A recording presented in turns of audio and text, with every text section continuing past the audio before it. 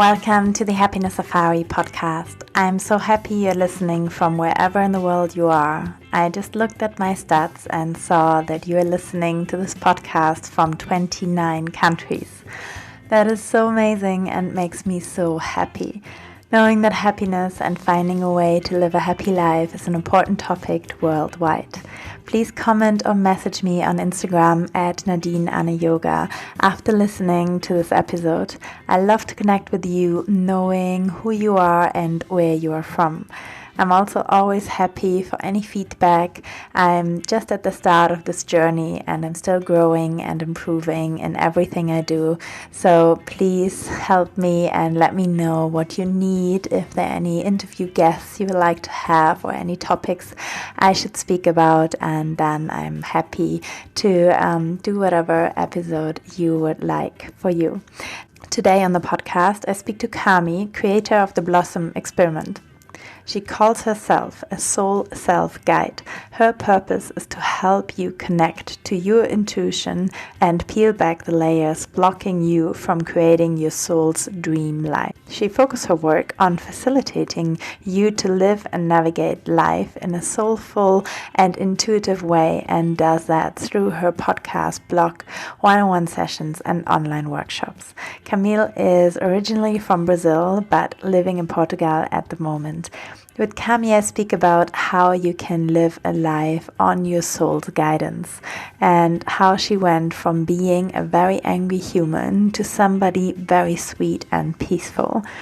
We also speak about how her spiritual journey started at rock bottom. From the interview, you will learn how you can live in alignment with your soul. How do you find what makes you happy? How you can build a life of your dreams, how you can break out of living somebody else's dreams instead of your own, how you can follow your unique path, how you can listen more to what your soul wants, how the scariest decisions in your life can be the best ones, and how you can connect to your intuition. Now enjoy the interview. Hi and welcome everyone on the Happiness Safari podcast. I'm so happy today to speak to Camile. She is from Brazil, but living in Portugal at the moment. And I'm very excited to hear about her journey of happiness. We had a chat before and she has a very exciting and inspiring story she would like to share. So welcome on the podcast, Camile. So happy to talk to you today. Hi, Nadine. Hi, everyone. Thank you so much for having me, first and foremost. I'm really excited to have this conversation and to talk about happiness in general, because I think it's a very important topic that most people are not really looking at, So thank you so much. I'm really excited. Well, thank you. And I think that's very true, actually, that that's something I guess we both discovered, that some point in your life you maybe have been at a place where, you weren't as happy and fulfilled in your life, and then kind of like pursue that journey towards happiness. And I guess, that's what we both want to do also in our jobs and, what we do to inspire people to look after themselves and find their happiness and their meaning in their life, maybe also before something bad happens. Today, I would really love to hear your story. So was there like a point in your life where you would say your journey towards happiness started? Yes. I think the point that I remember the most when I started reflecting about all of this, and I think it's the pivotal moment when I actually began my personal development and spiritual journey, was really in a rock bottom. I think most people start their spiritual and self-development journeys in a rock bottom, because I think you reach a point in which you start thinking that there's more to life, and you start feeling this sense of this can't be it. And I think that this is very important when we talk about happiness, because it's when you start reflecting about all of the years that you spent in your life trying to achieve something and thinking that whenever you finally achieve that specific timeline or that specific goal, that then you'd be happy, and then you're not, and then you're like, okay, so like what is life? How can I actually be happy? How can I actually feel fulfilled? And I feel like when I actually had just graduated from college in marketing and communications, and I just took a look at my life, and I realized that I didn't want to spend my life trying to sell people more things that they didn't need, and trying to make people, consume more and more and more to try and find happiness, to try and find fulfillment in their lives. And I realized that I didn't had a clue of what I wanted to do with my life and with what I had just graduated in, spent years studying something that really wasn't what made my heart happy, what made my soul sing, in a sense. So I think that it was the first pivotal moment for me in which I started questioning everything in life. I started questioning what I wanted to do, what would make me happy. I remember having this big knowingness that I wanted to travel the world while I worked.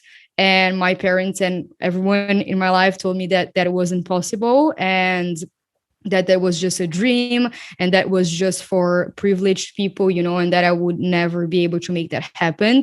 And yeah, I just knew that there was more to life than what I was doing. So I started my spiritual journey. I began working for a spiritual company, quote unquote. I worked for 2 years there, and I basically breathed and lived spirituality for the past 3 to 4 years. It was like, it's literally my day-to-day life. And it made me into an entirely different person. I was a very angry human. I was very stressed all the time. I would yell at people. I would get so mad, like in traffic. And nowadays I couldn't be a more different person. And it was really interesting, the point in which I understood that I wasn't that person, that person was just a construct of everything that had happened to me, and that in my essence, I was a very sweet and peaceful human, which I now consider that I am. Of course, I'm not saying that I don't get stressed and that I don't get mad, because I still do, because I'm a human. But yeah, I think the unlayering of all of these societal and construct layers that I had, they really made me reflect on the fact that I wasn't happy before, and that happiness wasn't on the things, but they were more in the experiences that I was allowing myself to feel in the inside, and also in the process of building the life of your dreams and the life of your soul's dream, in a sense. So yeah. Yeah.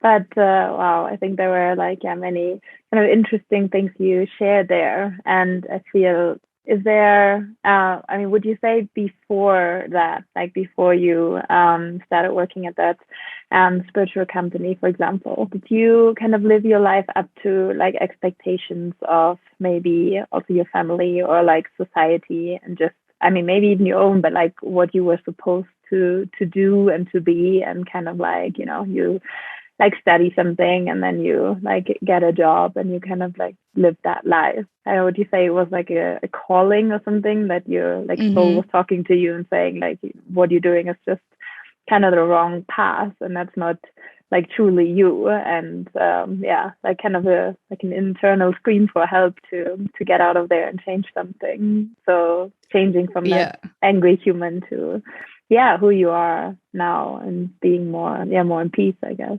100%. I remember that we had this tool in the previous company that I was working for, which we called like the dream map, which is kind of a visualization board, but basically you have a piece of paper, and then you make a circle, and then inside of the circle, like a huge circle, inside of the circle, you write your name and the date of your birth, and then around your name and inside of the circle, you write everything that you want to manifest in your life, you want to create in your life, and all of your dreams, basically what you want to achieve in your life.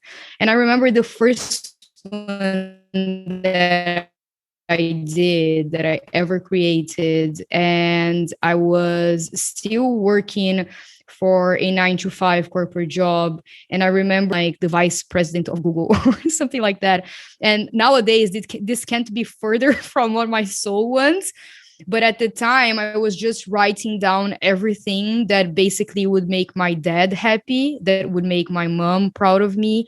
And it wasn't a few months later when I started, doing the work and doing this work and really understanding who I was, that I looked back at this visualization board, this dream map, and I was like, oh my God, this is 100% what my parents want me to be and not what I want to become. So I realized that I was dreaming for my parents, dreaming for other people's expectations instead of dreaming for myself. And that's really related to what I do now as my work, which is helping people dream and create a life from their souls and their essences instead of from their minds. Because I still believe that there are a lot of people creating fake quote unquote lives from their minds and thinking that that's going to bring them happiness, but that's not ultimately what's going to bring you happiness. It's the path from your soul that is going to bring you happiness. And I think that that slowly started to make sense to me, and then I started working for this company, which was huge. My parents were so confused, and I started then I became a yoga teacher. And I remember my dad telling me, asking me what are you running away from? Because you're you did marketing and communications, and then you were working with fashion, and then now you're working for a spiritual and personal development company, and now you're becoming a yoga teacher. I don't get it. What are you running away from? And I was like, you don't get it, but I get it. It's like all of my soul's passions, and I can be this multiple human, And I remember trying to explain to him about what I was doing and what the company was doing and what were my dreams. And I remember him saying, he went, Camille, the more you talk about your job, the less I understand it. Because I was telling him about past lives and stuff like that. And he clearly wasn't going to get it. But yeah, I just understood that I had to live my own life and that I had to separate my own passions and my dreams from their dreams and expectations of who I was going to become. And I think that the most pivotal moment for me was when I received this guidance that I had to break up with my boyfriend at the time. And we had been together for 6 years. And, everyone thought that we would get married, have kids, that we would live together. And I was going to be the first one getting married. My parents loved him. They had this amazing relationship with him. And we were the perfect couple, the perfect on the outside, the perfect couple.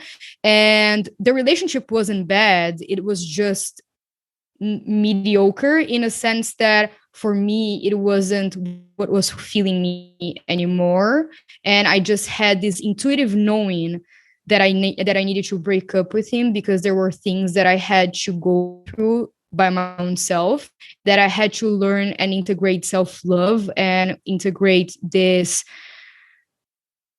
sense of being comfortable by being my own self and my own person, figuring out who the F I was, because I didn't know it at the time. So, and my dad came to me and he was like, what are you doing? A life is created by two people. You, when creating your life, you're creating a life together. You have to create a life with someone else. And I was like, Dad, that's your point of view and I respect that, but I don't want to have a mediocre life. And he answered, are you saying that my life is mediocre? And I was like, no, I'm saying that my life is not like your life and that I need to follow my unique path so I can feel fulfilled, no matter how that's going to happen, no matter what it looks like. And I don't care if you don't think that's the correct way, but I need to start living my life for me and not for other people. And I think that was a huge mark in my life. It was a huge pivotal point in my life, because I stopped being a lot of what other people thought I was, and I just became my own human, my own person. And I later on went to Bali. I did my second yoga teacher training there. I lived there for 4 months. And then I went to, I just started traveling because that was exactly what my soul wanted and had always wanted since I had graduated. And I was like that teenager writing on a piece of paper the life that I wanted for myself. And I think that was really huge for me. And I can see it now looking back at how courageous I was, because I had the courage to follow something that I listened from within myself. And it's a voice that a lot of people ignore. And it's a voice that I personally help other people pay attention to, because I think that this is where your happiness is coming from.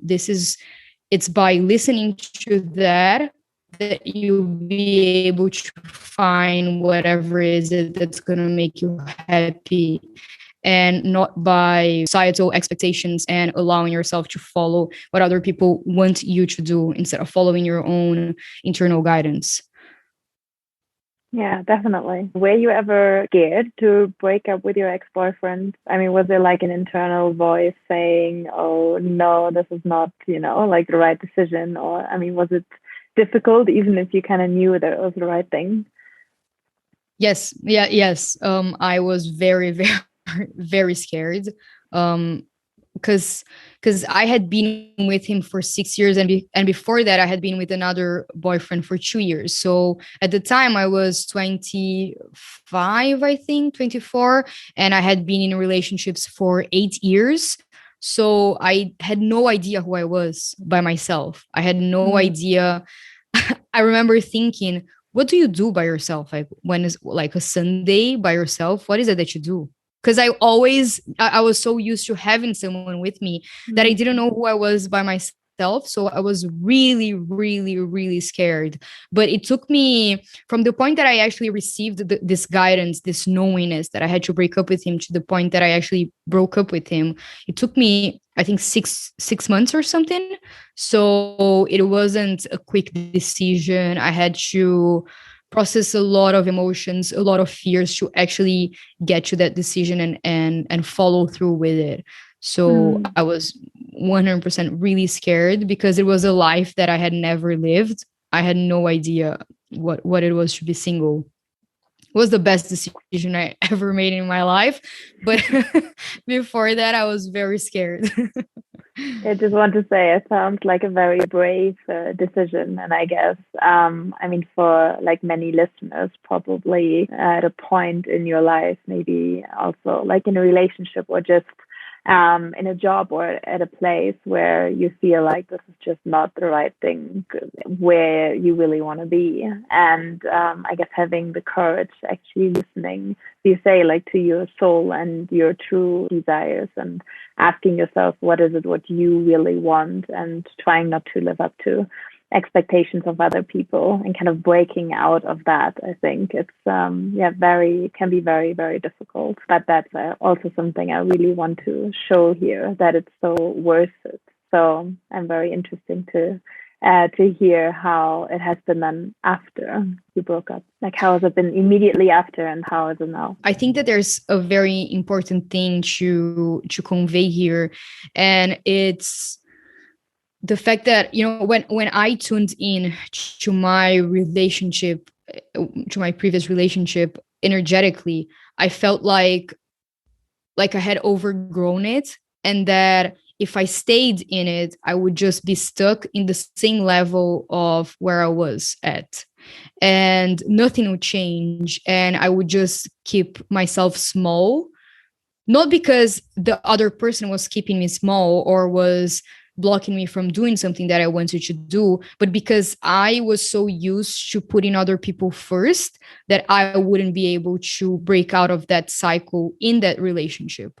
So I remember telling my boyfriend at the time, I told him, I feel like what I see intuitively is that there's like this flashlight, and I need to point my 100% of my flashlight towards myself.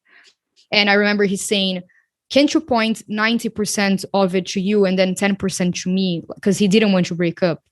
And I was like, no, I'm sorry. I can't even point like 1% to you.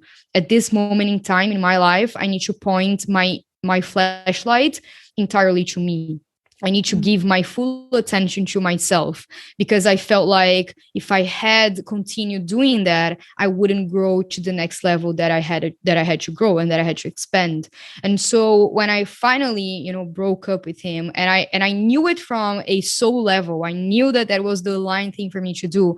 I remember telling him, I told him, I know that this is the aligned thing for me. And if it's the aligned thing for my soul, I am 100% sure that it's the aligned thing for your own life as well. And he was like, no, it's not. You're crazy, blah, blah, blah. I was like, I know that I'm right. And it's really funny because 5 months later, we met for a coffee. We're really good friends right now. Like nowadays, we met for a coffee. And I remember him saying like, yeah, you were right. It was the aligned thing for me as well. I really needed that. And I grew a lot from this period that we were apart. And I'm so glad that you had the courage to actually do that, because I would have never had the courage to move, to move away from that relationship. And I was like, I knew it. And my ego was like, yes, I'm right. I knew I was right. But from a soul level, I knew that it was aligned. So yeah, it was, if like, how would the universe make something aligned for me and not aligned for the other person? That doesn't make sense. And when I finally broke up, I began, my like being single and stuff like that. I actually went through a very deep process of healing my eating disorders and a lot of body image things that I had and that I wouldn't have healed if I was with him, because being with someone, you're always having some kind of external reassurance of, you're with someone, so your mind feels more secure. But then when I didn't have this band-aid of him on top of it, on top of this insecurity, the wound was out in the open. And so that was something that I had to heal a lot by myself. And then, I started traveling by myself, which was so profoundly expensive. And I just figured out how, like, who I am as a person. So yeah, like when I say it was the best decision that I ever made, I don't say it lightly. I actually mean it. It's one of the most important decisions that I made in my life. It transformed me completely into who I am today. And I'm really happy with that. Yeah.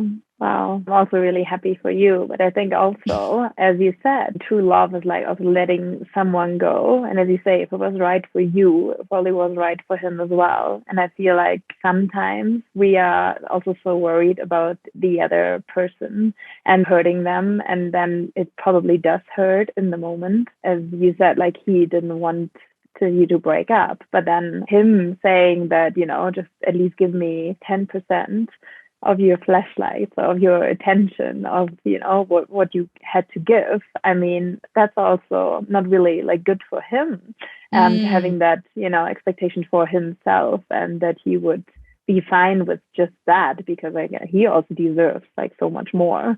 So it's so like good to hear that he actually then has been better as well, like after. And I think it's often just in the moment we can't really see the blessing of something which is happening to us, if it's not our decision, and especially in relationships. And if somebody is ending it and your like mind or your ego, you just really, want to be with that person, but it's actually not really healthy for you as well. So very inspiring to hear that it was a good decision for both of you, and that you could see it now, and that you're living the life. Yeah, like I mean, it always is. It always is. Yeah. So one more question. How is the relationship with your parents now? How do they feel now about what you do? Like, do they understand you more, or do they support you, or did they just accept it, or how do they feel about what you're doing? I love that question.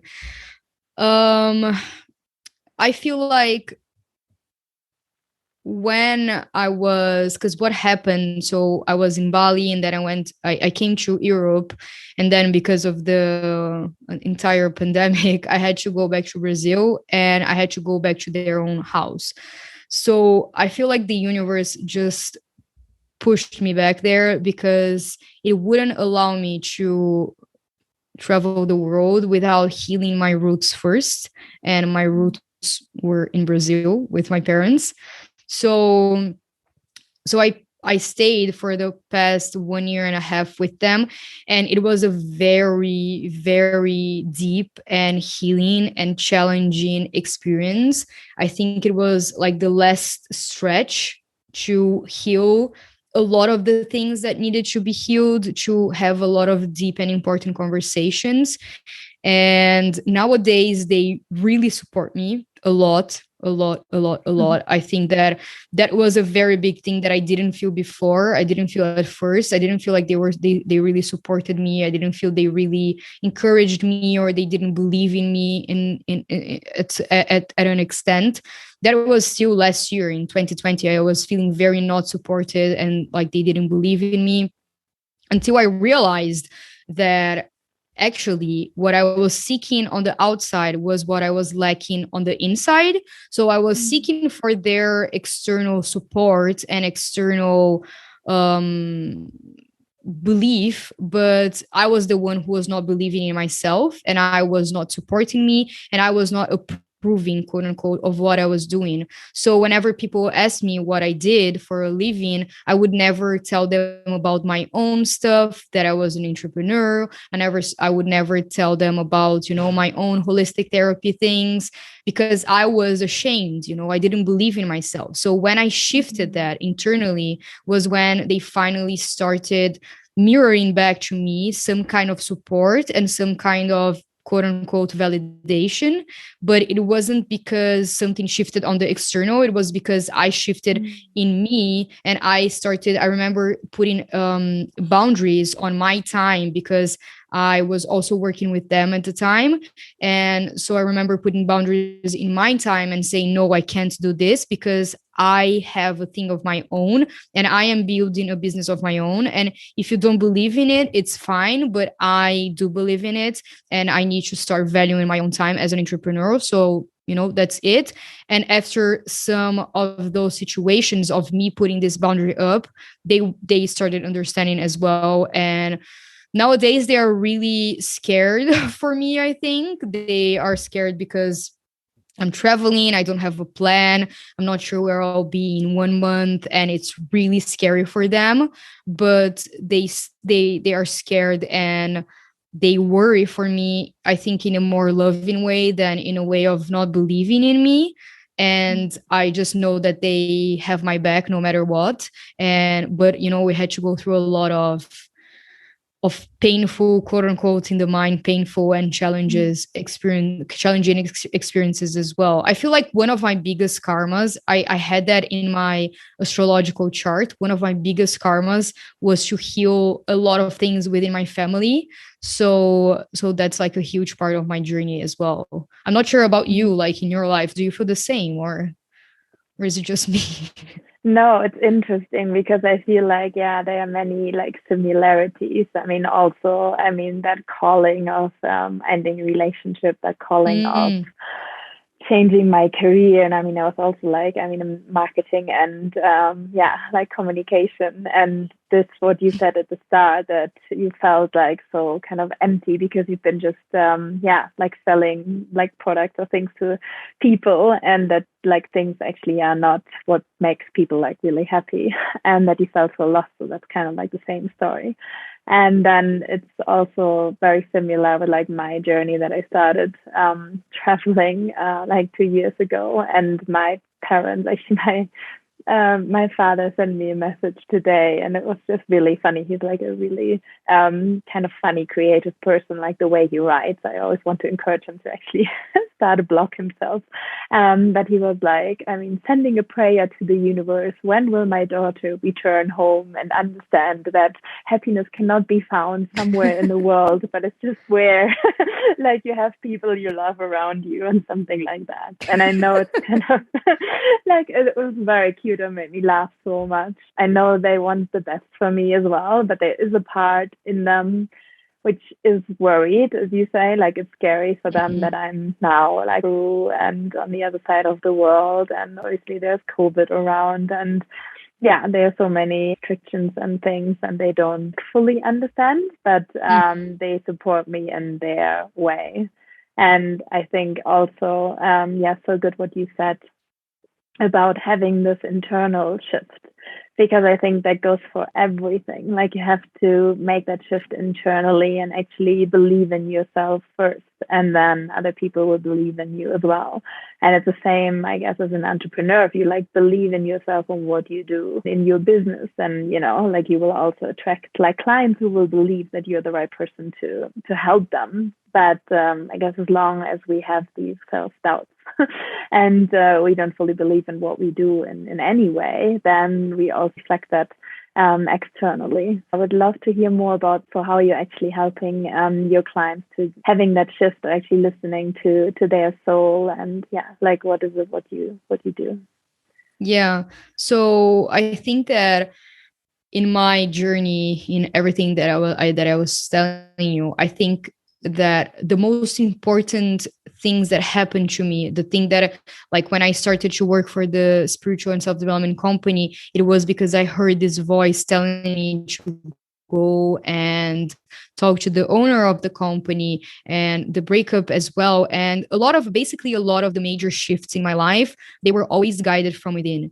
So when I came back from, no, when I was in Bali, I started reflecting about what I wanted to bring into the world, what I wanted to help people with, because I had this idea and this knowledge that I wanted, this knowing that I wanted to help people with something, but I didn't know exactly what it is.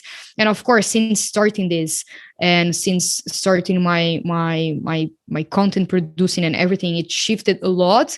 But there was always this one thing that never changed. And for me, it was this connection to my intuition and this connection to my soul, and this idea that there is an aligned way of living for everyone, and it's always going to look different. So my aligned way of living is different to yours, and it's different to the person who's listening to this, and it's different to my father's and stuff like that, and everyone. But it comes from within. It doesn't come from the outside. So I remember when I was like 15 years old, there was this song, a John Mayer song, "Why Georgia," that he would ask this question: why Georgia? No, am I living it right? Am I living it right? He would sing that a lot. Have you ever heard that song? I'm thinking of if I can recall it. I'm not sure, but I might put that in the show notes so people can listen to it. He says, "Am I living it right?" Like, basically, that's, I'm not going to sing here, but basically he asked this question: am I living it right? And I remember being 15 or 16 or something, really young, and thinking about this question, am I living it right? And calling my friend, like during tests, like the week that we had a lot of exams, and I would call her crying, like, am I living it right? I have no idea. I don't know. What is it to live it right? And this question, I would just philosophically think about this question a lot. When I was 16, I think that's so funny. And it wasn't until now, like this year, that I realized that there's no one way of living it right. The way of living it right is living through your soul's guidance and through your soul's path. So and because of this huge thing that is the soul and intuition in my life, that's how I started the work that I now do, which is basically helping people move their energies out of their minds and into their souls, so they can create a life that is aligned to their souls and aligned to their intuitions by following their intuitions and following their internal guidance, so they can create and live this aligned life for themselves, instead of living a life of forcefully efforting and trying to control outcomes by living from expectations of the mind and other people's as well. So it's really a work that facilitates people on connecting to their intuitions, alchemizing and processing and transmuting their shadows and fears and limiting beliefs, so they can finally create space to amplify their souls onto their daily lives and live as their essence instead of living as their minds. So that's basically That's basically the work that I do nowadays. Wow. That sounds really beautiful. And I think, that's so true, that it's like living it right is so different to everyone. Because, we are all on our own journey, and I feel we all have our own kind of soul callings. I think that's also like the beauty of being human. It's so incredible because we have the capability of actually creating something, and we can create like so much. And I mean, everything which exists, everything you see, and no matter if it's fashion or yoga or a car or a beautiful like house by the beach or whatever it is, somebody created it. So now, I mean, as like entrepreneurs, we're creating like so much which is kind of like online or things we can touch, but then like helping people. But I feel like, living this kind of full expression of who we are, and we are so like individual and actually like so perfect, and every individual is so like interesting and has so much to like give and offer, and to have the opportunity to actually find that, what that is, finding your true self and living that. That's really amazing and really cool that you're helping people to do that. That brings me to my like 3 questions I like to ask every guest on the podcast, because also that is so different to everyone. The first question is, what does happiness mean to you? To me, happiness means living in alignment with your soul and following your intuition's guidance. And again, I feel like this looks different to everyone. So my own happiness looks different from your happiness. And I think that, as you were saying, that's the beauty of being human and experiencing life on planet Earth, because we're all so unique, and what makes us happy is also really unique. So there are people out there who are really passionate about, I don't know, playing chess. And for me, I couldn't dislike chess more than I do. I really don't like chess at all, but I love being here with you and connecting with you and talking about happiness. And maybe someone who plays chess would hate being in my position. And I think that when you allow yourself to follow your authentic self and follow your soul self, that's how I call it. When you allow yourself to be your soul self, to embody your soul self, you allow yourself to find your authentic way of being happy. And I believe that whenever you are connected to your soul, you are being happy in that present moment.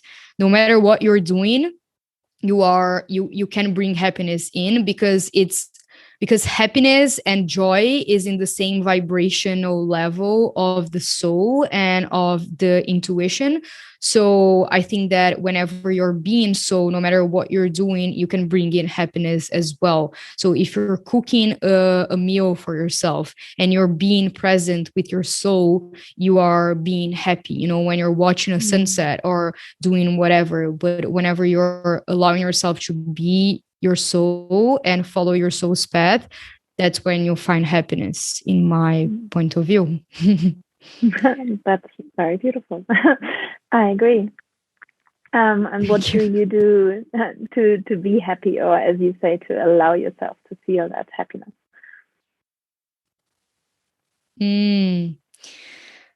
I feel like there are some things that always brings me to my soul and that they instantly make me happy, and that is normally being in nature, like just being still in nature. For example, being at the beach and just being present and watching the waves and watching the skies and watching the birds flying in the skies or watching the sunset. It always makes me so emotional and grateful to be alive. So whenever I like walking around here, and there are beautiful places here in the city that I'm in, which is Lagos, and I'm walking around and I see like this amazing view, I just get emotional, and it's as if like in an instant I'm in my soul, I'm in the present moment, and I just feel so grateful to be alive. And another thing that I love a lot is being with people, being around people, communicating, and just exchanging experiences. That is something that makes me so happy. It makes my soul so happy. I can just feel it. moving my body, practicing yoga. I don't know. There are so many things that make me happy.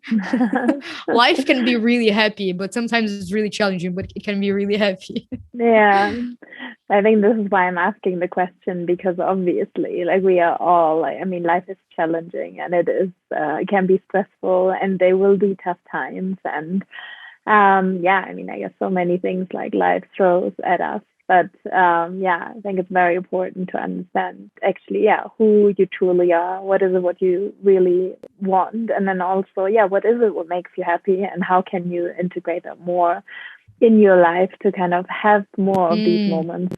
Yeah, I would actually love to know yours as well. What do you do to make you happy? That makes you happy? Well, it's interesting because yeah, just said that yesterday to a friend of mine. I was like, I mean, this podcast, and yeah, I mean, I just started it, but these interviews and actually connecting to people and speaking about these things and learning about other people's like journey, and just also like sharing that we are not alone in this, and yeah, that we are actually like so unique, and it's so interesting. And like for me, really getting to know other people and having these conversations with deeper, because you don't really have them on a daily basis with like everyone. And that is also something which really changed for me when I started my path of my spiritual journey, or like my personal development, that I changed the way I speak to also my friends and my family, and I'm trying to, ask them questions like, what are you the most grateful for? Or I don't know, what was your biggest success today? Or yeah, what is it what makes you happy? Or like just getting out of this, especially when you're on the phone to your family and you're far away, and not just speaking about the weather or what I have done, but actually what it is, what is moving people, and having these connections. And I really believe you can have, like a connection, not just to your close friends and families, but to everyone, and kind of building that, especially with like strangers. I realize that makes me actually like really happy like that. And when That's I'm so nice. yeah, like when I'm helping people as well. So I guess when I'm like coaching after every like call I have with my clients, and then after they say, yeah, that really changed something for them, or they feel better now, or like leave an email, and yeah, they just thank me, then I'm very grateful that I'm also able to do what I'm doing. And especially, we both had jobs where we didn't feel that way, and so I'm very grateful for that. And the same with like teaching yoga. So at the moment, I'm not teaching because there's no like studio in Peru, unfortunately. But yeah, always when I am, like, I'm like super happy to connect with the people and to know that I like help them, and it changed something for them. So yeah, I love that. but While you thank were you for asking. saying, while you were explaining all of the things, I had this insight, which is really interesting, because I feel like whenever you found something that makes you happy, it's also like a gateway to your soul. So it's like a tiny breadcrumb that you follow. Like when you find things that make you happy, it's like they are breadcrumbs that you follow. So you can be closer to your soul because of the frequency and the vibration. So whenever you were saying that, being in this podcast and doing this and like teaching yoga and everything, those are all things that make your soul happy, and like that is the path of your soul. So it's so interesting to think how happiness and how this vibration of happiness and of joy has so much to do with our soul's purpose in life and our essence, and how they're so interconnected, and how one relates like completely to the other, and yeah, how they are gateways to one another, I guess. So I think that's really interesting to realize. Yeah, that is very, very true. Well, that also leads me to the next question, and I really love that question. It's so interesting what people have to say about that. But yeah, what would you say was the happiest moment in your life? I think there are more, but the first one that came to mind was when I was at my second yoga teacher training in Bali. I was having a very hard, challenging, emotional time.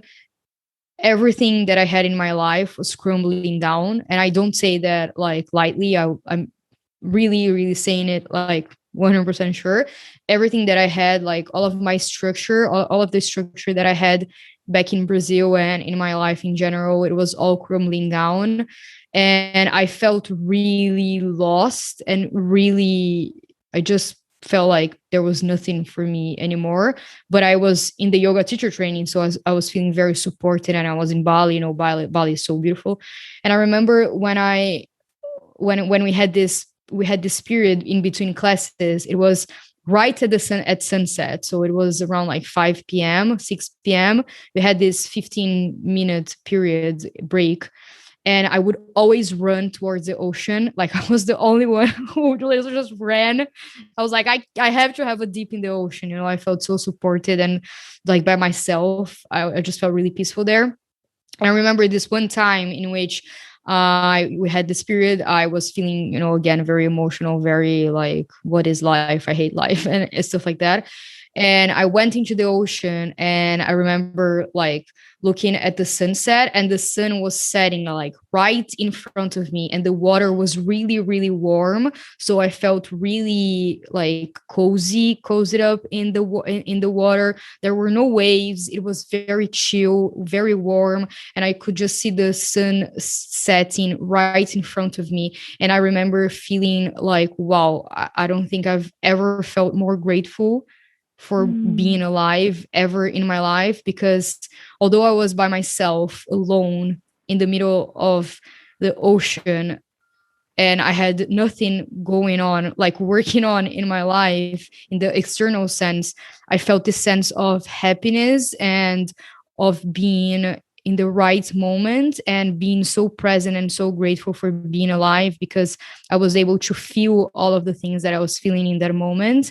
And I was just fulfilling a very huge dream of mine, which was to be in Bali, you know, getting another certification in yoga. So I think that was like one of the most happiest moments of my life. And it was so simple in a sense that it wasn't having a very expensive dinner. It wasn't, you know, being in the most amazing hotel in the world or like earning a lot of money. It was literally the simplest thing. It was being in the ocean. Of course, I was in Bali. I'm not saying that it's not a privileged point perspective, but, you know, it was just being in the ocean and seeing the sun setting and just feeling this gratitude for being alive. So I would say, and being by myself, which I think it's very, very beautiful, because yeah, again, the idea that you don't need anyone else in your life. So yeah, I think that was the happiest moment of my life. Thank you for making me remind of it. Oh no, it sounds super beautiful. I feel like I can really imagine it, like the sun setting and being in the ocean. And yeah, funny actually, because my teacher training, which was in Mexico actually, but I was also jumping into the ocean after every class actually. And I also watched so many sunsets there. I feel like I never watched as many sunsets as there in Lagos actually also. But yeah, no, I really like understand. I feel like what you're saying, because it's probably the moments where we feel like connected to ourselves. I mean, and that's probably just the moment where you can be also by yourself and also surrounded by nature and kind of surrounding by all the elements as well. And you're like in the water and you have the sun, the fire, and the earth under you and the wind around you. And a feeling that sense, I can really, I kind of see that moment and see how that was like a very happy moment. Thank you for sharing. Yeah. Thank you for asking. Is there any book you read which inspired you and you would like to share with the listeners? There is one book that I really, really love, and that's the one that's coming to my mind now. There are probably others, but yeah, it's called The Surrender Experiment by Michael Singer. And it's an amazing book where he talks a lot about basically the act of how he surrendered his whole life and how he just allowed himself to be in the present moment and be happy with whatever and present with whatever is it that he was doing, and how his life just unfolded and he built like this billion a billion dollar empire, and he didn't do anything. He didn't struggle. He didn't effort. He didn't hustle.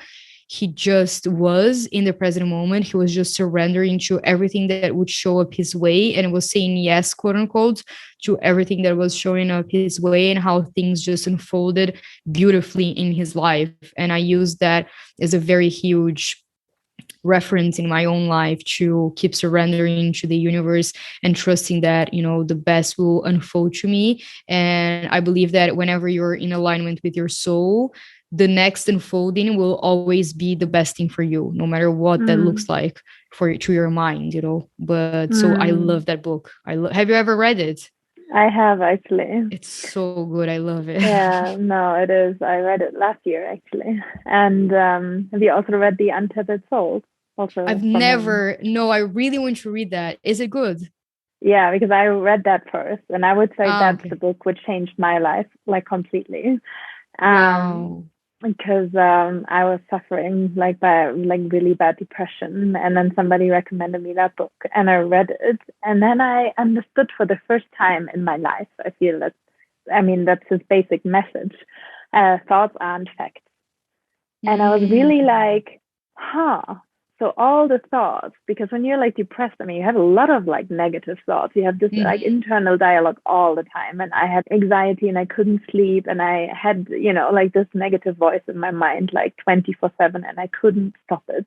And it was making me feel so miserable. And then when I read the book, I was like, huh, so thoughts aren't facts. So that means actually I don't have to listen to them, and I don't have to believe also what they say. And he has so many good examples. For example, if your best friend would tell you, you're not good enough, or you will never find love again, or you will, why are you even here, or you have nothing to give, or all these kind of self-doubts, all these negative beliefs we have, or I had, then you would tell your best friend to shut up and leave me alone. You're a really shitty friend saying these things. But these are the things we keep telling ourselves, right? And then this understanding that I don't have to listen to that. I don't have to believe that. And it's actually not true. It's just not a fact. It's just a belief. But I can change that. And that actually kind of led me to my journey of development and understanding that I can change all these negative beliefs. So yeah, that book kind of changed everything for me. And that's why I also read the Surrender Experiment, because that's basically his autobiography. But yeah, I love him. Really he's amazing. I love that. I think I'm gonna read that as well. The Untethered. So he's really good.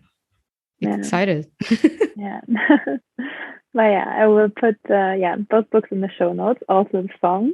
I want to listen to that as well, and of course also all your details so people can find you if anybody wants to work with you and connect to their soul and find their own kind of soul path. Then they can do that. So thank you so much for sharing your story and everything with us today, and wish you all the best for your future. Much happiness, a lot of more happy moments, and thank you so much for having me, Nadine. I really, really loved it. Really loved connecting with you and being here. So thank you so much. I hope you enjoyed listening to today's episode, and if you want to get in touch with Camile, I will put all links in the show notes for you. Camile also has her own podcast called The Blossom Experiment here on Spotify. Thank you, Camile, again for sharing your story and doing the wonderful work you do.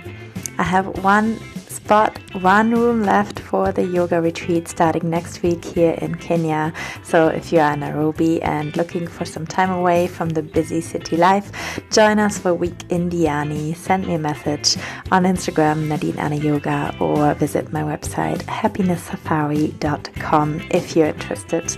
I'm looking forward to see you soon wherever in the world you are. Be safe, be happy, love, and namaste.